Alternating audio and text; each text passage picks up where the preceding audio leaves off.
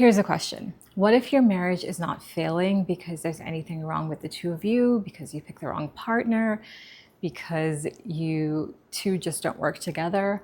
What if it's your environment? What if your environment is sucking the joy out of your relationship, your union, your ability to heal and grow together as a couple? So today I'm actually going to be sharing about my story and how relocation has actually helped my marriage times 10 to get so much better and so much more fulfilling for both of us. And I'm going to share with you a little bit of our journey. Over the last couple of years, we've been married for 11 years, and we definitely had some challenges that emerged very early on in our marriage. And I'm going to be sharing a little bit about that, but more so with the goal of helping you to see what a fresh start can do for your own relationship. So if you haven't yet liked this channel, don't forget to like and subscribe. I'd really love to have you in this community so we continue to communicate and to create great videos that hopefully help you and inspire you if you're planning on relocating to see what life could be like on the other side. If you don't know me, I'm Nadia, and I was 35 years old when I moved with my family from Bermuda, our small island home, to Bali, Indonesia. And we've been here for the last 3.5 years, going through the ups and downs as a family, but definitely growing closer as a married couple, as a family unit. And I'm going to be sharing a little bit about that journey. So in Bermuda, where we are both from, it's a very small island. Our families actually knew each other before we got into a relationship, before we got married. We actually went to the same middle school before I moved to Canada and lived with my dad for a few years. And so with that said, there are definitely lots of challenges and pressures that come with being married in such a small place, living in such a small place. And for us, I realized very early on that my mother-in-law was not in support of our marriage, not in support of me in particular. And she tried her very hardest to break up our marriage before we got married, and just made it very uncomfortable. She was very much a bully in the first few years of our marriage. I would say she didn't start to come around and change her view of me and her attitude toward me until after I had our first child, her first grandchild. And then since then I would say it's been about 7.5 years since Zacchaeus was born. Since then we've been growing a lot more. We've healed a lot in terms of our relationship, but I don't know if she'll ever give me a formal apology for how she treated me in the beginning, but it definitely hurt.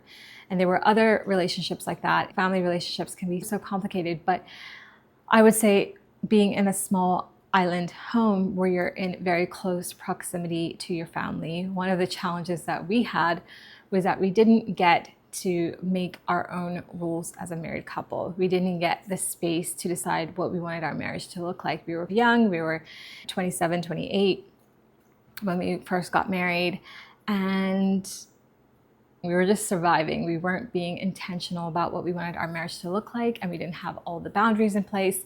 And as a result, family members would ask us to do this and do that. Both of our parents are divorced.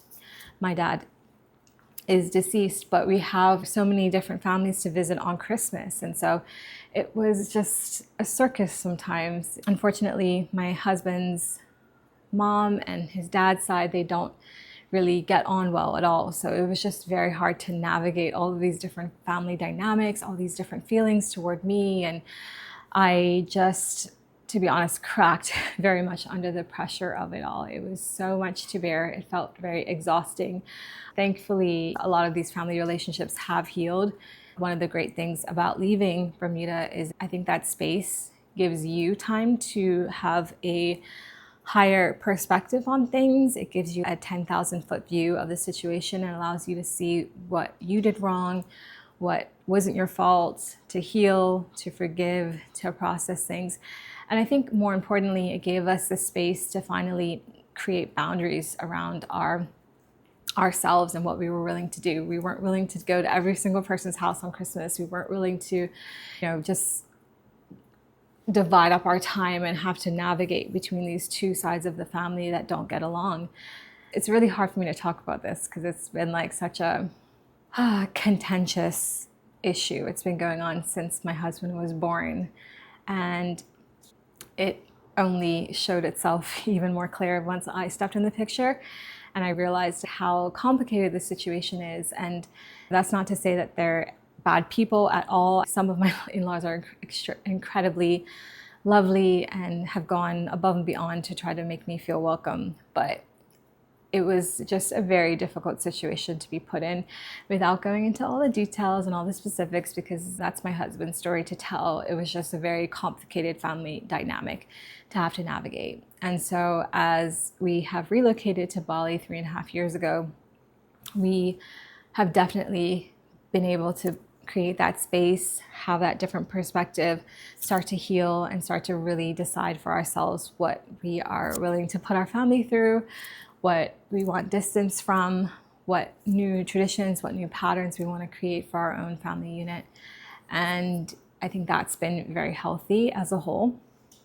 I think because there were so many different opinions of me in particular, I feel so safe with my family. I always feel so seen, and I feel like I don't have to explain things to them. Like when I'm going through stuff, they just know. They just know, okay, Nadia's feeling depressed. Nadia needs some time for herself. Nadia just needs to heal because she's going through this loss or this challenging circumstance. And I never have to explain things. But when it comes to a new family that don't know you and don't know your past and don't know your mental health history, it's like you have to explain. And I just wasn't very good at explaining everything that I was going through. And so it's just given me just a space to not have to care about what everyone thinks about me. I know that there are some of them that are so kind and so loving and have been extremely gracious to us and made the time, no matter how long we're in Bermuda, to come and visit the kids and make sure that they always remember the kids' birthdays. But I just also know that there are some that don't like me for whatever reason. It's just a clash of personalities or a different way of seeing the world.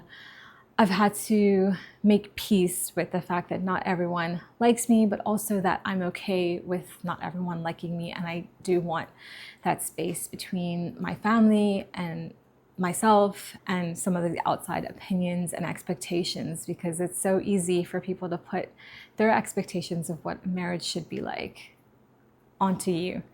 Both my husband and me grew up in families with divorce. So divorce was a very real part of my life growing up. My parents were separated from a really young age. My dad had children with other people when I was very young, and they were still technically married. And my mom financially raised me completely on her own. My dad was in and out of our lives in terms of his time, and would sometimes be in Canada and sometimes back in Bermuda trying to make things work. But then they ultimately got divorced for good when I was 11 years old. And so that was devastating and heartbreaking. And my husband's family have their own similar story of just separation and dysfunction. I think that's just, to be honest, how so many families are. So many relationships are so complicated. But when you get older and you get into a marriage of your own and you start to realize that you're creating those same patterns, you're creating those same negative ways of seeing relationships and negative ways of communicating and negative outlook on your spouse and your partner, then it's so healthy to step away and to get into a new environment that is healthier for the two of you. It literally is like the best fresh start that you could ever imagine, because now those opinions, those expectations, those people that are always coming by, those things that have been irritating you or grieving you are no longer there. And you're offered this blank slate. And I think at that point, you have to look at your partner. You have to see their flaws. You have to see their strengths, both ways, for him and for me. And you have to realize what is the way forward for the two of you. And for us, I would say it got worse before it got better. When we first moved to Bali, I was thinking I picked the wrong partner. I was thinking in my head and in my heart. And I think it was around the 7-year mark when we moved here. And they say that it's like the 7-year itch. It's like a very pivotal time in a marriage because it's like that first 7 years you've had to go through that learning curve of learning each other and fighting with each other and figuring out how to communicate because you're both so vastly different. And thankfully, on the other side of that 7 years, we survived. And what I realized was that this dream of being in Bali doesn't work without my husband. It doesn't work without him being a partner to me to raise our child. We only had one child at the time. It doesn't work without him being there to support me as we both have our highs and lows in our career and our lives and everything else. And so had to do a little bit of healing work on my own that very first year. But eventually what I realized was that our relationship was worth saving. And even despite all the ups and downs that we had gone through, even when there were times when I didn't feel like I was prioritized or cared about, or that he never really advocated for me with his family or stood up for me or created those boundaries on his own. He's so bad at boundaries, he'll say it himself. But one thing that was our saving grace was that we had an element of friendship. Like I mentioned, we had known each other for a while, but I just in general thought very highly of him as a person. I had a lot of respect for him as a human, and I felt like he had overcome so much adversity already in his life and had really always been very committed and perseverant despite the ups and downs and even in our marriage. And I think the glue is really if one of you is committed to fighting at that point and fighting through it when the other person has given up or fallen weak. And then once you pick up your strength again, you fight together, and not against each other, but you and me against the world instead of you and me against each other. And so I would say that once we finally settled into our new life, we started to reimagine what a future together could look like. And I don't think we would have had another child if we had stayed in Bermuda, because I was already at my max. I was overloaded with the amount of stress and my nervous system was very dysregulated. But I would say since we moved and we had that time to reevaluate our priorities and decide to give it another real shot without the outside interference, that's when we decided that we would try and have a daughter. And we actually got pregnant the first time. We didn't even have time to reconsider if we were ready for a second child. But she's been like the most beautiful little baby, such a sweet little girl. All that to say, I really do believe that if you're in a place where your marriage is struggling, there are going to be ups and downs in every season of marriage, I believe. You have to navigate real life together as a couple instead of just by yourself. And maybe the old defense mechanisms that you used, like retreating, holding things in, or running away even, that's not going to work in a marriage. You have to stay and you have to let them into those deep, dark parts of you that you don't want other people to see all the time. And so it's been definitely interesting. But once we made that recommitment, once we figured out our future going forward, and we even expanded our family, things have been, I would say, steadily stronger and better and healthier. Now I go to my husband and I'm complaining about our kids and I'm like, yeah, they're stressing me out. So he's not letting me sleep. This is happening. But before, I think he was my biggest stressor. And I've heard this said before, but when marriage is bad, like you really couldn't care less what happens with your partner's health or anything. But when marriage is good, that's your biggest fear. Your biggest fear is that something would happen to your partner because you can't imagine doing this life without them. And that's basically where we've gotten now. It's terrifying. Sometimes, like, my husband has had some heart issues and he's very fit, but just had a heart issue when he was younger. It's interesting how things can change, how your perspective and your heart changes toward your spouse when you have that space to heal, when you choose forgiveness, when you remove some of the outside expectations and stresses and give yourself space to decide what you want your life, your marriage, your family, your future to look like. And so that's been a large part of our story. I think that the distance has in some ways strengthened some of the relationships because I like my space, and I didn't always get it when I lived so close to my family, even my own family, just popping by.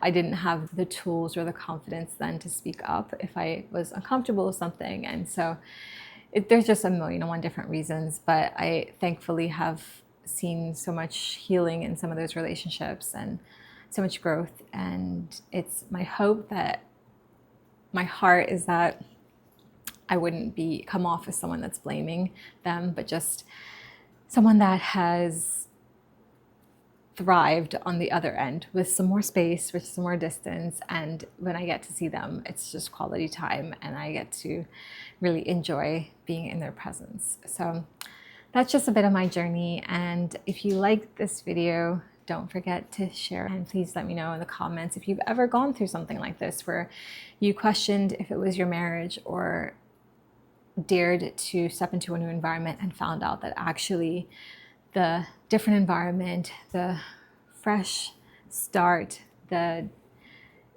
higher boundaries and different expectations and different plans and dreams for the future actually helped you to get closer to your partner and your spouse. I would love to hear if it's something that you have thought of relocating, or if you've actually relocated and you saw a positive change in your relationship and your family. Okay, so I'll see you in another video. Talk soon.